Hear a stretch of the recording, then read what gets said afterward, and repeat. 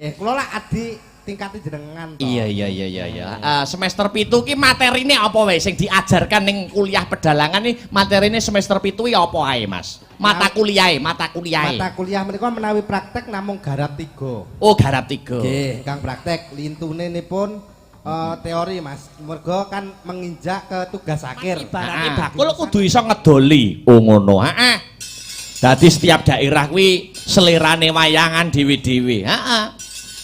Nganjuk karo Blora wis beda, nganjuk karo Kediri wis beda, nganjuk karo Tuban wis beda. Oh ngono. Kaya ning Wilangan iki ora kenek, pakelirane dipadakne karo pagelaran ndek bengi. Ora kenek no. Oh ngono. Nek kaya ndek bengi ning dinding Pagu Kediri no. Oh ngono. Pagu Kediri aku ning transit, ning tempat transit ning pondokan, ditemoni karo Pak Lurahe. Iya, Mas Delang, pripun Pak Lurah? Pun mengke pokoke selakone suwitik ae pokoke. Wis penting limbukan los sak kayange, lagu-lagu sak kayange. Oh nggih, aku malah seneng nemu dhuwit ngisor debok. Iya. Ngono ya, Mas. Dikira malah gedeng, malah seneng aku. Iya, Pak. Iya, malah seneng. Ya ning ora kena dipadake karo penonton nganjuk. Oh, penonton nganjuk penonton dadi kok no. Iya. Minded yang wayang. Dadi porsine nek nganjuk iki kudu pas antara lakon karo hiburan. Wo ngono, Mak. Lakon karo hiburan kudu pas. Ya. Ngono ya, Mak. Ya, saiki awake dhewe ora ijen ning uga nganti para mbak-mbak kang sarta adik-adik Waranggana. Adik-adik Waranggana. Iya. Ditepungke. Wah, nek kene warga Wilangan wis hafal kabeh kok, no? Iya, karo sindan-sindane awake dhewe. Ning ya tidak ada salahnya diperkenalkan kembali. Iya. Sing kono sing saka kene dhewe. Iya, Ki namanya Dik Beatricia. Oh iya, Mijil saka sawahan. Terus ngelerek konone. Ya. Disut satu persatu ya bagian live streaming. Ya. Ya. Anu Mas Agus, Mas Paijo, tapuk kowe nggo. Terus sandinge ya, iki Mbak Dwi Kumala. Mijil saka Tanjung Anom. Ya. Terus konone. Iki Dik Sinta Widyamalupi. Ya, iki anggota Astabrata sing paling suwi melok awake dhewe iki siji sing Girong, loro Dik Sinta. Iya, karo Bupar. Iya. Bupar Sinem. Ya biyen Arya sing ngendang wis jane ya wis suwi jane. Iya. Ning bisik cilikanku pas SD iki Arya iki tau nyimping lho. Tenan fotone cek kok. Iya. Arya sing ngendang wi nyimping domong ya. Nyimping ning guri Arya iki ndapuk nyemplon. Ndapuk nyemplon. Tenan kuwi. Kuwi tenan. Nyimping karo ngatur lighting. Lah ya.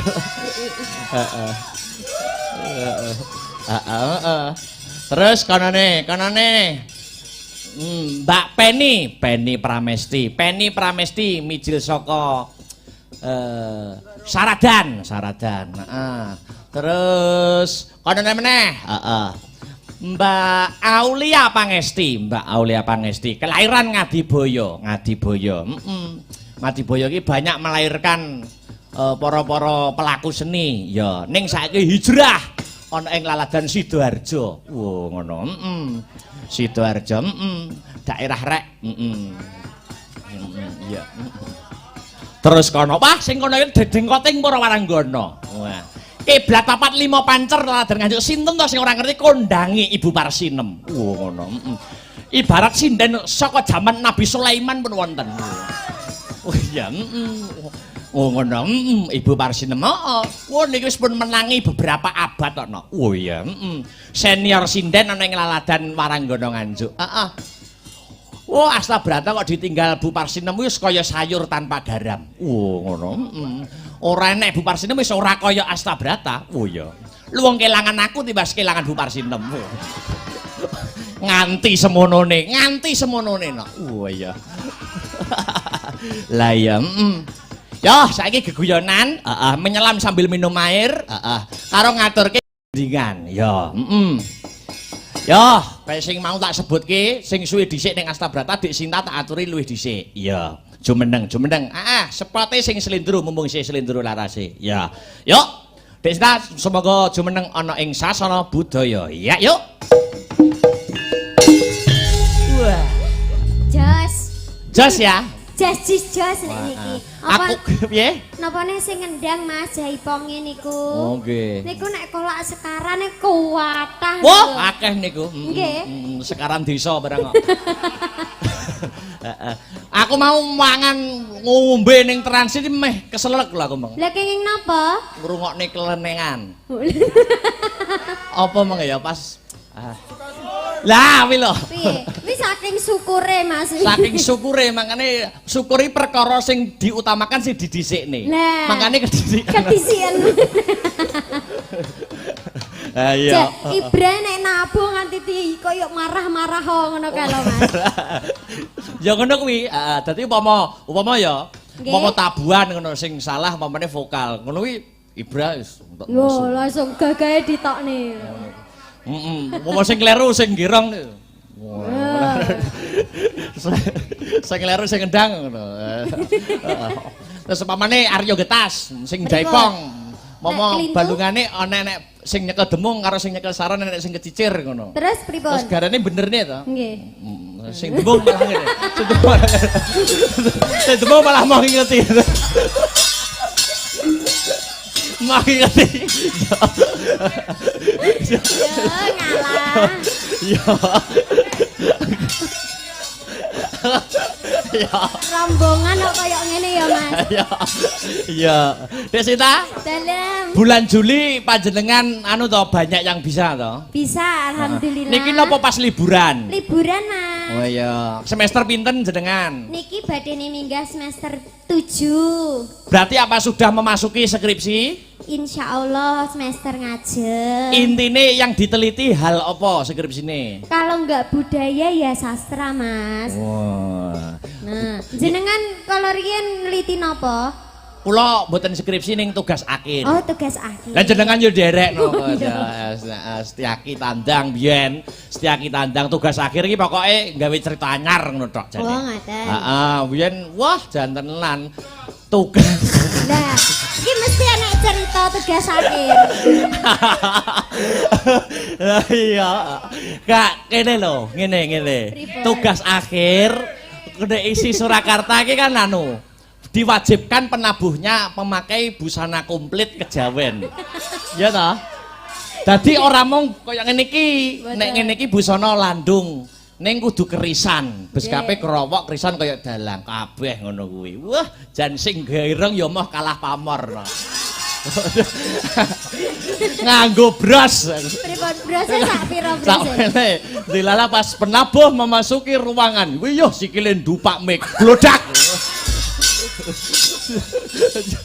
Jan ning pendopo isi. Lah wong ora kulino biasane nyok ngono to Mas. Kowe anek sing kleru sing nyaron wis duwe rencana kok ngadep langsung ngadeg ning dosene. Ngapunten niki mboten tiyang sekolah sedaya, Pak. Ngapunten. Heeh. Dek, ngaturke sing slendro. Slendro? Heeh, podang kuning wae. Oh nggih. Ora sangel-angel. Dibawani. Semarandana. Ya. Semorode. Ya.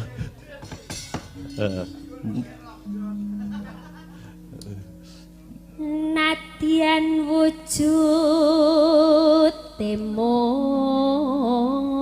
peksi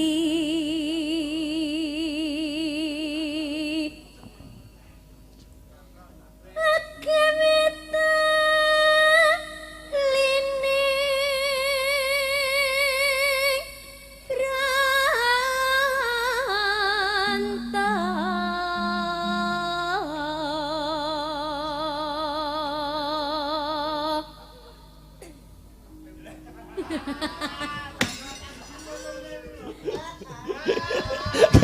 Apa golek foto? Jan fotoku mesti ngowoh ngono lho Mas. Oh. Iya, terus Halus maning marak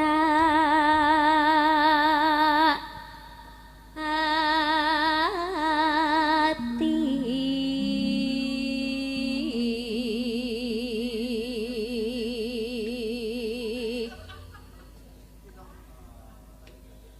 wes minggat kula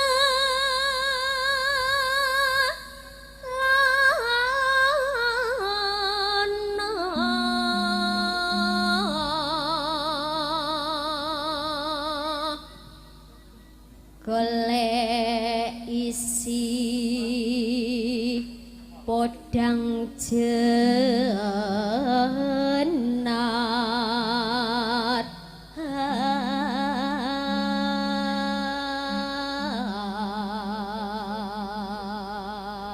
goleki podang jenar.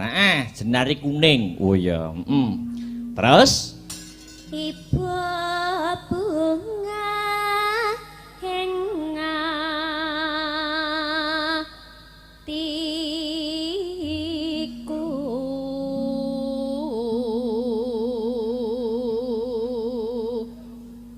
nyanding bisa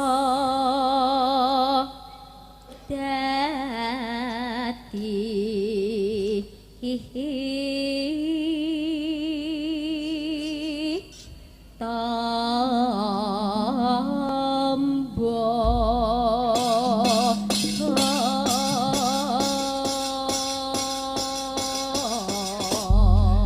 ya, bawane wis katur. Tibake podang kuning dilanggamke sik. Langgamke sik. Yuk, langsung buka celuk podang kuning. Dados.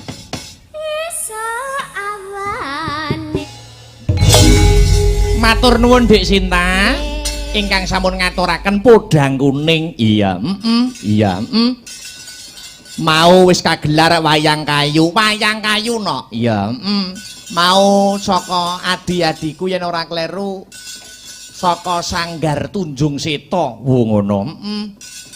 Kuwi sanggar sing apa kuwi ngulang babakan ilmu pedalangan. Oh ngono ya, Mak. Iya.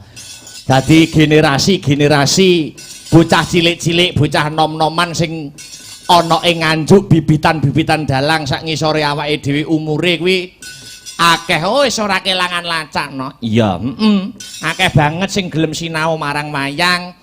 Isih akeh bocah cilik-cilik, bocah nom-noman sing tresna karo kabudayane awake dhewe wabil khusus gelem nyinaoni babakan pedalangan. Oh ngono. Wah, aku bombong kaworan bungah kok no. Oh ngono. Tegese budayane awake dhewe ora kelangan lacak.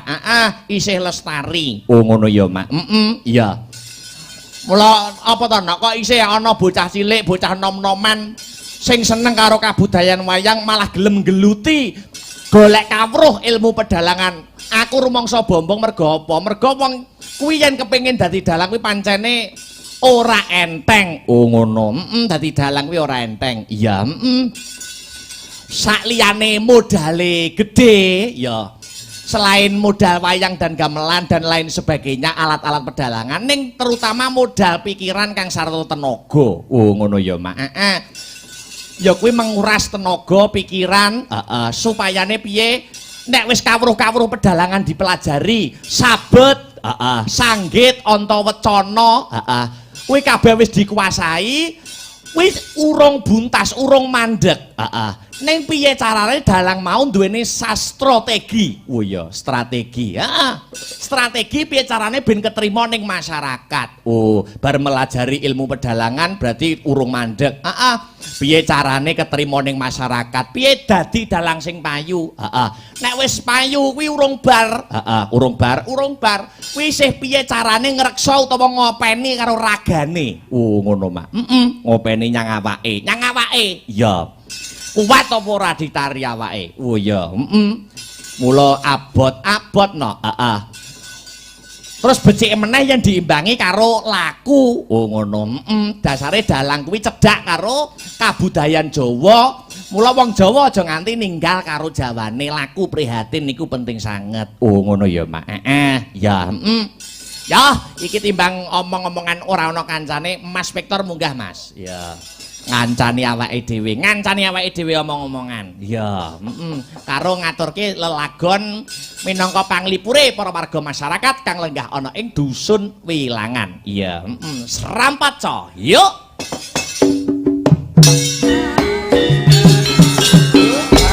Wah. Yo dipegang mike.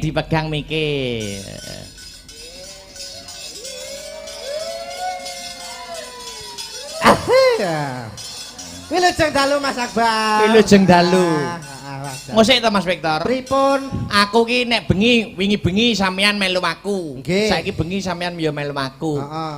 Nek awan kok ndak tau cethuke jane sampean turune ndi to Mas? Loh, mosok jenengan mboten ngertos to? Enggak. Oh, nggih ten sanggar to kula lak ngeloni gamelan to jenengan. Weh. Kowe karo kethuk sik gedhe kethuke ya. Nggih, Nggih. Sowan ning dusun Wilangan, Mas. Alhamdulillah, heeh, sowan kaping 3 niki nggih, Mas. Iya. Sampean selama sampean melu aku wis tau urung? Pas aku tanggapan ning dusun Wilangan kene wis melu wis tau urung? Saelingmu, Sing ayo. mriki nggih. Nggih. Sampun kaping kalih. Oh, ping kalih. Nggih, Heeh. kalih niki. Dadi aku ping 3 ring kene, sampean Nggih. melu aku ning kene wis ping 2. Nggih, Mas. Weh, luar biasa. Dongamu apa Mas Victor? Kagem masyarakat niki nggih Ayo khususnya no, dusun Wilangan. Nggih, mugi-mugi pinaringan rezeki kathah, Amin. apa panjang yuswa, Amin. dimurahke rezekine, Amin. ditambahke kanikmatane. Amin. Pokoke kebak barokah Mas, muga-muga napa tinebena saking syukur sakit. Amin ya rabbal Dipake alamin. barokahne. Wah. Amin. Saiki sampean semester piro, Mas? Pangestunipun niki nggih menginjak semester 7 kados Dek Sinta. Wah. Nggih. Sak leting to, sak angkatan to, Pak? Angkatan. Angkatan setara. Oh, setara. Ning dhuwure ora padha. Yo kabeh iki didelok aja nggur dhuwure ning ilmune, Mas. Wah. Sampeyan kuliah jurusan? Kula jurusan pedalangan. Wah, wonten isi Surakarta. Nggih, kula lak adik tingkate jenengan to. Iya. Semester 7 ki materine apa wae sing diajarkan ning kuliah pedalangan iki materine semester 7 iki apa ae, Mas? Mata kuliahe. Mata kuliah menika menawi praktek namung garap 3. Oh, garap 3. Nggih, kang praktek lintune nipun teori Mas. Mergo kan menginjak ke tugas akhir. Penjurusan ada 2, ada penulisan dan karya.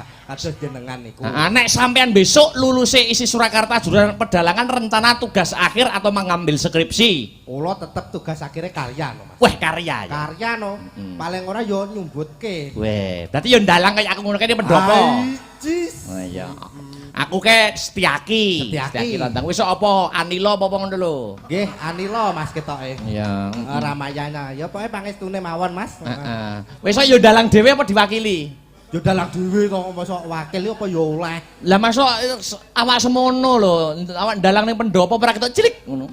Ya kan direka ya iso to. Oh, direka. Kotake kotak tenan apa kotak jajan? Kotak amal rencana. Malah kotak yo amal. kotak wayang to ya kok ya. Pamerno suaramu Mas Victor. Heeh, Mas. Ora ketang sithik suluk. Lho. Suluk. Suluk Mas. Suluk. Sing cekak mawon. Suluk, heeh.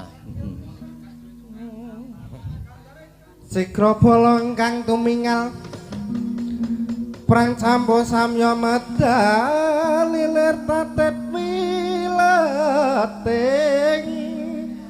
kato Elok. bayo anggung manguncang niti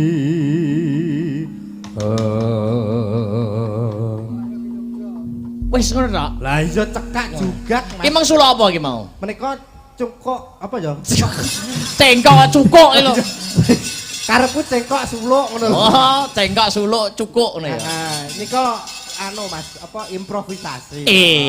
Ya di Oh, gawe cengkok dhewe. Nggih. Oh iya. Dalang mudai harus penuh dengan imajinasi dan improvisasi. Kreativitas. Kreativitas betul. Sip. Batene sekolah nang isi kan ya paling ora apa lah. Iya. Apa. Mas Victor, Nggih Mas Akbar wonten dawuh. tidak afdol kalau para Pak Juri, Mas Sarik mboten minggah. Nggih no kirang afdol. Dadi mumpung didokumentasikan wong ya acara ora bendina, agenda rutin setahun sekali. Lah nggih to. Heeh no, karepen nggo sawang-sawangan nek bar acara bersih dusun ki lho. Iki lho lurahe, iki lho carike, heeh budul. Pak Carik kali Pak Ketua Panitia Tesih Lenggah nggih. Tesih Lenggah mboten niki. Tasih. Monggo mboten ngirangi raos hormat kula. Mas Carik, Mas Carik monggo ngejak sinten nggih monggo mboten napa-napa. Nggih. Kali Pak Juri nggih mboten napa-napa, kali sinten monggo minggah wonten ing pepanggungan gayeng-gayengan dhateng mriki nggih Mas Victor nggih. Nggih Mas. Yuk. Oh, pertara Mas. Dipegangi mic Mas Victor. Nggih. Niki ha. Dan sewu niku Bapak. Mikipun Mas Victor. Jan kathah rame tak borongi kabeh.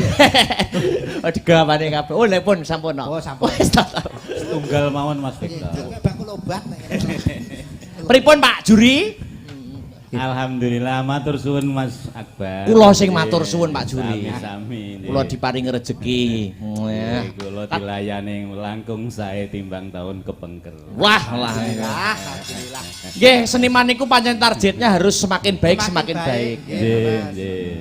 Pripun komentaripun warga nglumpuk sedaya niki dusun Wilangan? Alhamdulillah sami nglempak danten.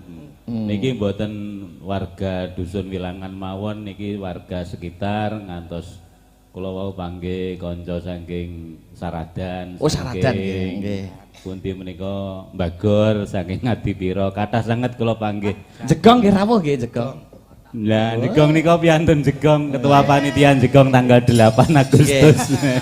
Jegong Ngadipira rawuh Nggih. matur nuwun.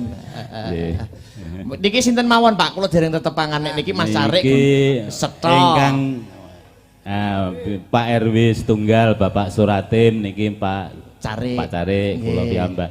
Niki Bapak Saipul ketua RT 6 pinggir Sepuran niki. Nah niki RT-ne niki.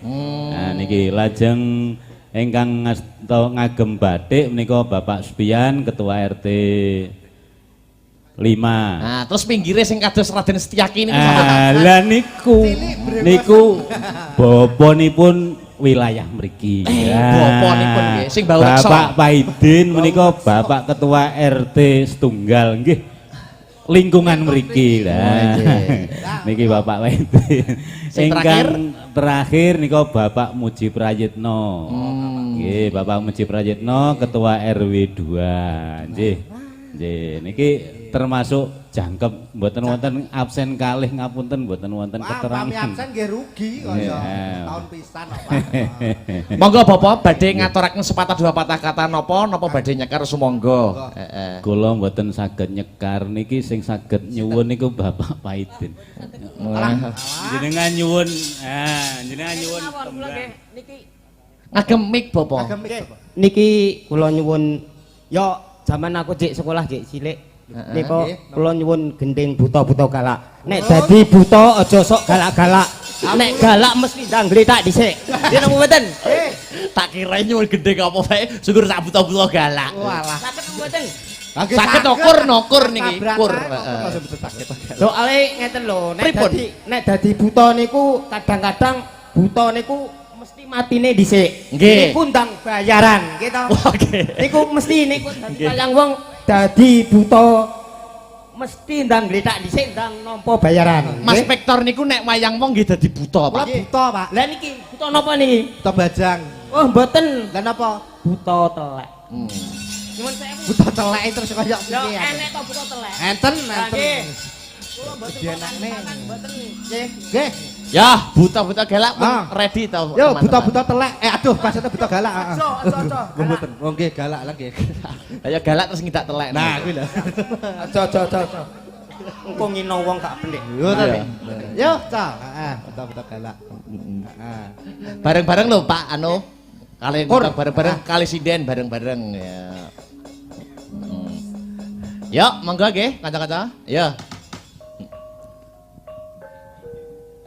Buta. Kapun katur. Terima kasih. Bapak Cari, matur nuwun nggih. Heeh, bilih wonten lepat nyuwun ngapunten nggih. Monggo sampun nderekaken. Nggih. Oke, matur nuwun. Nggih. Aduh. Niki pun ninggali sedaya to. Oh, sampun nggih. Lah ngoten lho Pak, kok jajak ngode. Alah pun itu sak repot-repot. Wah, lumayan lah. Sing njaluk buta-buta galak rumah saku koyo tuwek-tuwekane Ibra. Walah matur nuwun Bapak ngan. Ayo, tak dinong le. Lah. Ampun Pak. Jenengane ngang gedhong kula Kuwi gemes kuwi. saking gemese Saking gemese. kaya. Dilanjut Mas Victor. Heeh. Ada Mbak Aulia Pangesti. Mbak Aulia. Spot ico. Yuk. Yo.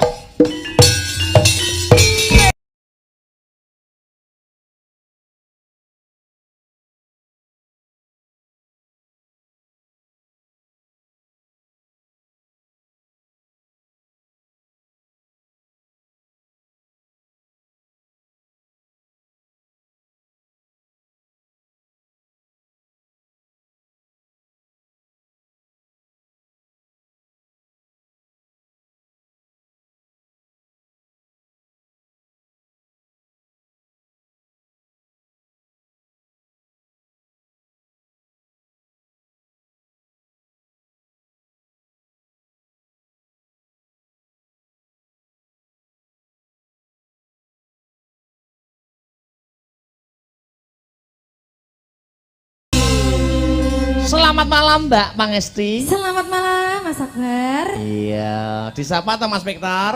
Selamat malam Mbak Ayu. Selamat malam Adik. Ya Allah. Pripun kabare? Alhamdulillah sehat. Sampean gimana? Alhamdulillah rodok Rodo apa? semangat. Oh, semangat. Aku ditunggoni sampean iki semangat kok. Iya, wis rong dina ya tak tunggoni. Wah jan iso beda ngono modele iki. Iya. Nggih, diaturi napa Mas ning? Iya nembang no masa deres. Ya, kembang Sik aja bengak-bengok, kowe piye dalange? Nah. Kowe piye dalange?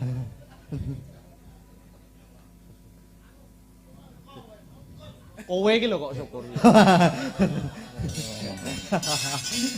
Nggih. Niki sing halus apa sing get? Sing rada semangat Semangat. banget. Ora apa-apa. Ya, anu weh. Anu Mas, Apa? minta izin. Apa itu? Apa? Kan kalau ini kan pun ngerasane Mas Victor. Iya. Masih swantene nih lho.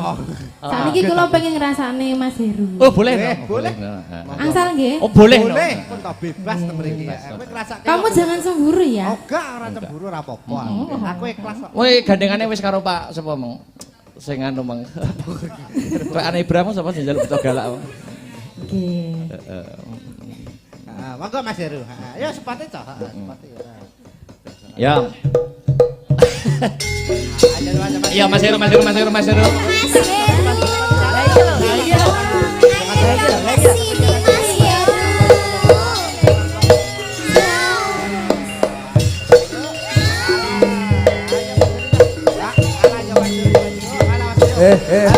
Le, gamelannya juga dolanan. Sowanane Pak Barok. Dukane Pak Barok. Gamelan api-api waktu gawe dolanan. Sugeng dalu Mbak. Sugeng dalu Mas Heru. Nggih. Bersama Mbak Aulia Pangesti menika. Nggih. Iya. Apa, Dik? Iya. Piye Mas? Sing janjian ning mburi malah apa Mas? Oh, janjane mburi Janjane anu mangan mie bareng. Lah iya. apa sing duet sing Ditilap. Katresnan sejati nggih Mas. siap? Jas itu. Nggih. Jis. Api Kamu ya. jangan cemburu ya. Kamu sama aku saja sini Mas Victor. Kowe ditugoni para tuamu kok. Sopo? Niku kalau ngomong Sida karo kuwi to, Tar. Ya, katresnan sejati Mas Tris kasih Mas Tris. Yuk. Ayo Mas. Oke, bareng Asta Brata. Oke, Rio. Suka.